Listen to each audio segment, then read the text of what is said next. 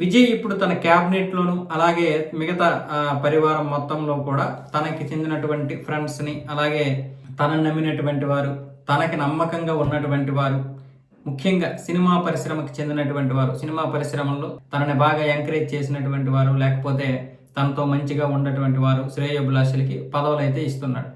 మొన్నేమొచ్చేసి జననాయక నిర్మాత వెంకటనారాయణ గారికి ప్రభుత్వ ప్రతినిధిగా అవకాశం ఇచ్చారు కదా. ఇప్పుడేమొచ్చేసి త్రిష ఫ్రెండ్, అలాగే బిగిలు, గోటు ఇలాంటి సినిమాలు నిర్మించినటువంటి నిర్మాత అయినటువంటి అర్చన కల్పితి, ఈవిడికి కూడా వంశపారంపర్యేతర ధర్మకర్తలను నియమించేటటువంటి టెంపుల్ ట్రస్టీ కమిటీలో సభ్యురాలిగా ఇప్పుడైతే ఆవిడకి పదవి ఇచ్చారు. సో ఇప్పుడు చాలా వరకు అంటే వీళ్ళు మాత్రమే కాదు, ఇంకా మరికొంతమంది సినిమా వాళ్ళకి కూడా అవకాశాలు ఇచ్చాడు. ఇది బహుశా ప్రతిపక్షం వాళ్ళకి వ్యతిరేకంగా, అంటే ప్రతిపక్షం వాళ్ళకి ఒక ఆయుధం ఇచ్చే అవకాశం కూడా ఉంటుందని చెప్పి ఇప్పుడు ఆయన అభిమానులు కూడా కంగారు పడుతున్నారు. ముఖ్యంగా త్రిషకి సన్నిహితులు ఎవరైతే ఉంటారో వాళ్ళని కొంచెం దూరంగా పెడితే మంచిది.